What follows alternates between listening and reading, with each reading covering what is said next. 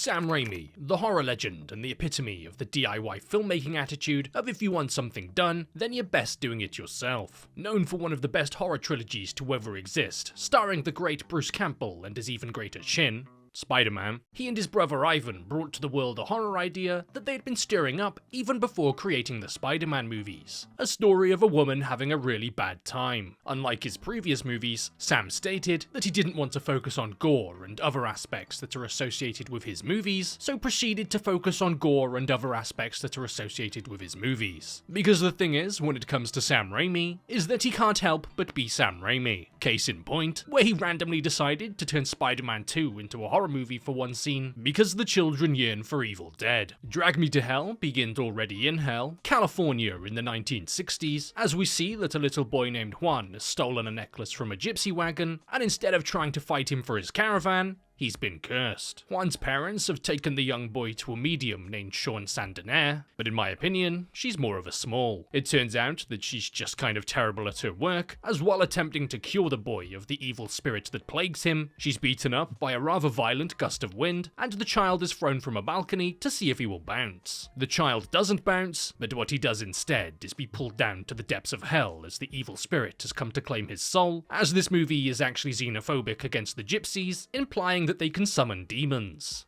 No, they keep them as pets. It skips ahead to the modern day, and we see that Juan has somehow been rescued and is also somehow a woman working in a bank. Except not really, because Juan is too busy smelling the eternal barbecue, and this is Christine. She's not exactly respected by her boss and her co-workers for the unfortunate affliction of being female, so feels that she needs to go out of her way to prove herself in the office if she wants any chance of acquiring the new assistant manager job that's currently between her and an employee named Stu. After visiting her boyfriend Clay on her work break, we learn that not only does her boss and her co-worker think less of her, but so do Clay's parents. Once again, reinforcing the idea to her that she isn't good enough and that if she wants to succeed and make a good impression, then she's going to have to do something about it. Which is exactly what she attempts to do next, as while back at work, an older woman named Mrs. Ganush comes into the bank because her home is being repossessed. Christine has the ability to hand out a mortgage extension to the unwell woman, but due to her extreme hatred for the elderly, and knowing that the bank will get a payday from the repossession, she decides that now is her chance to do something and denies her the extension. So in retaliation of being denied her home of over 30 years, Mrs. Ganush denies Christine of her life, of however old she is. This movie came out during a recession and the mortgage crisis, but due to the movie originally being written some 10 years earlier by Sam and his brother Ivan, the most likely answer is that it's just nothing more than a coincidence that this happens to feature someone not being able to pay their mortgage, with Sam and Ivan just preferring to watch old people suffer instead. After work, while getting in her car, Christine's accosted by the woman who's already somehow in her car, and after grabbing her hair and tugging on her earrings, Christine staples her eyelids shut to give her a permanent wink, before the woman starts choking her out with the power of grandma's home cooking. Christine deliberately crashes the car to get her off, resulting in the woman kissing the dashboard, but really fast, losing her fake teeth in the process. Mrs. Ganush is then overwhelmed with the sudden and extreme urge to be a little bit strange, so begins to start sucking on Christine's face, just how the young'uns do it. She's kicked out of the car, and after dragging Christine out with her, she pulls off Christine's button to commit a minor act of vandalism after a major act of assault, speaks directly to it like some kind of schizophrenic person, and then gives it her back.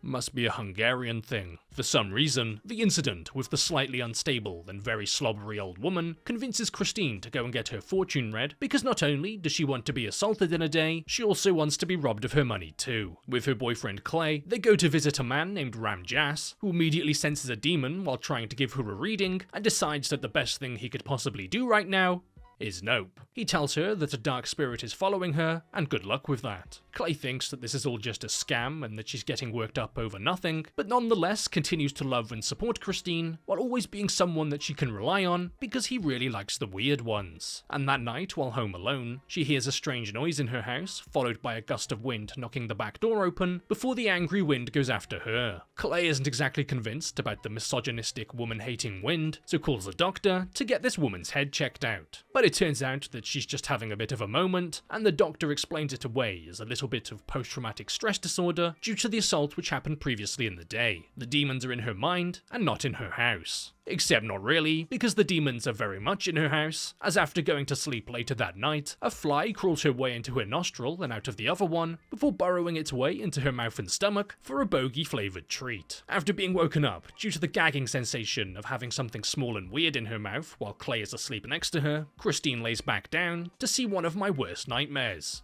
A woman in the bed. Not happy with Christine hogging the blanket, the woman attacks her and pukes maggots all over her face, because not only has she been eating flies, she's going to eat their babies too. But just like Nelly said that one time, it was only just a dream. The next day in work, her new tummy friend starts flying around inside of her, and she starts to see things that aren't actually there, like Stu in desperate need of a manicure, as he has the hands of the old woman, resulting in her shouting at him for daring to have smelly hands near her. Unfortunately for Christine, she experiences a little side effect of being on her period, and begins to violently puke blood out of her mouth and nose, covering her boss's face, causing her to leave work and head to Mrs. Ganush's house. Well, the bank's house. Her granddaughter opens the door, calls her fat and tells her to leave, before eventually letting her into the house, where Christine proceeds to get a little bit weird and touch a dead body. Without knowing it, Christine has just walked into a house surrounded by Mrs. Ganush's family members as she's at her wake. A wake being something you do for someone when they are in fact not awake, but dead. She trips and falls onto the corpse to cop a feel, causing the table to break and Mrs. Ganush's body to fall on Christine, with mucus pouring into her mouth. After making out with a cadaver in front of the cadaver's immediate family as a power move, Christine heads back to Ram Jas, who tells her that Lamia is following her, the black goat, because he's racist against the white ones. For 3 days, the Lamia presents itself as an evil spirit, doing not very nice things like making you tongue a corpse, with the Lamia returning after 3 days to take the owner of the cursed object, in this case the button, straight to hell for an eternity because buttons are gross. He suggests that Christine appeases the spirit by offering it a small blood sacrifice, before handing her a guidebook on it that he just so happens to have on hand, which gives detailed instructions on how to be an absolute psychopath. Once she heads back home, she sees the silhouette of a horned creature outside of her house, and after realizing that Clay hasn't taken his Viagra yet, she retreats up the stairs with it following her. While locked in a room, the creature attempts to use a shadow to reach in and grab her, before breaking through a window and throwing her across the room for a little bit of fun. I say a little bit of fun, because after yanking Christine around, and not in the good way, the malevolent presence simply just stops after a hard day of assaulting women. She's convinced that maybe a blood sacrifice is the way to go, and rather conveniently for her, she just so happens to own a kitten, followed by her not owning a kitten. Afterwards, she's happy as the act of killing a small innocent creature fills her with pleasure, and also the fact she thinks she might have appeased the demon. With her favourite hobby of butchering the family cat being done for the day, Christine and Clay go for dinner at Clay's parents' house, with Christine bringing a homemade cake that she's apparently had the time to bake, amongst all of the mouth blood, kitten killing, and room flying. But while at the dinner table, right as they're about to be served the cake, she hears the strange and unsettling noise that she heard in her house right before the weird horny guy showed up. She looks down to see an eyeball in her cake and stabs it due to having a phobia of eyes, before proceeding to choke. She coughs up the fly that's been living inside of her rent-free, before proceeding to pick up a glass and throw it at a door as she can hear the creature in there, leaving a great impression on the people who already don't have a great impression of her. After screaming at a random door like a pit bull sensing the flesh of an infant on the other side, she heads back to Ram Jas, who suggests that they try and communicate with it. But apparently this spirit doesn't use Discord, but luckily he knows a woman who's expertly qualified for the job, who requires a small one-time fee of $10,000.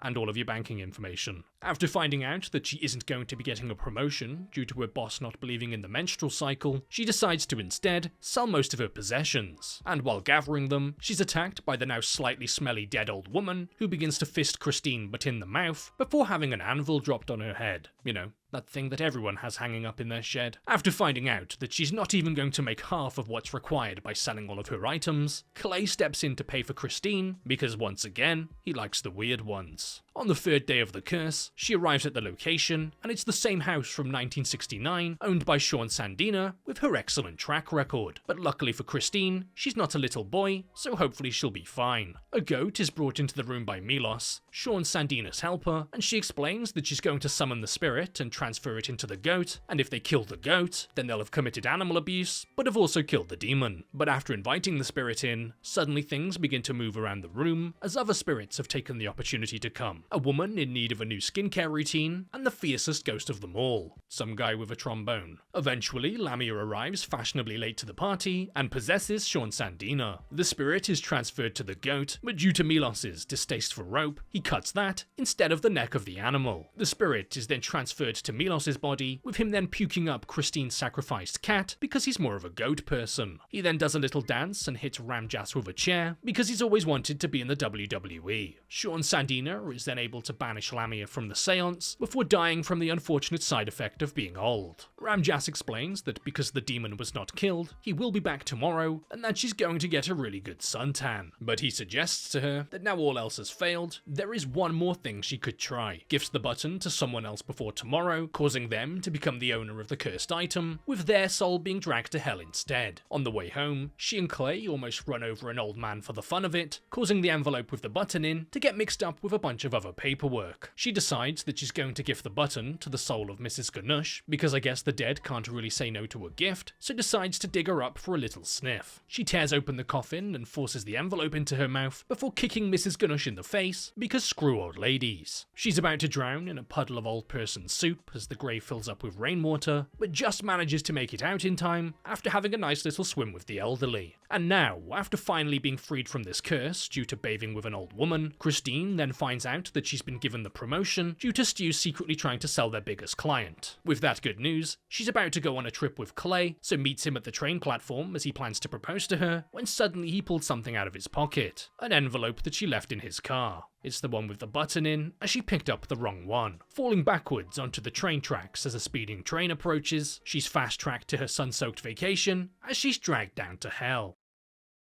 So before this video comes to an end, I'd like to just give a big shout out and a massive thank you to all of the YouTube members and patrons, the people who go out of their way every month to continue help supporting the channel. If you're interested in becoming a YouTube member or a patron yourself, not only are you just generally being a great support to the channel, but you also get access to a few little perks, like being able to join the private Discord server, where you can then get links to all uncensored versions of videos going forward. So starting off with this week's new YouTube signups, a big thank you to Big Cheeto, Dakota Sanders, Yoshika Miyafuji, Solaire Redwind, KJ, Christian Widman, The Guy 5000, Wulong the Soundman, Revived Corpse of Rasputin, Emo69, Tony Contreras, Tasta Turkarijaran, Jesse Holcomb, Haley Dust, Trey Pring, Tops, Nico Bayet, Pineapple, Shellshock, and Simon. Now moving over to this week's new Patreon signups, a big thank you to Clatonia Outland, Brandong, Bradley Deem, Tyler Grafe, Soma Caruso, Christian Widman, Mike Tython, John Aljeets, Urima, Scott Harrison, Mac Boykin, Michael Taunton,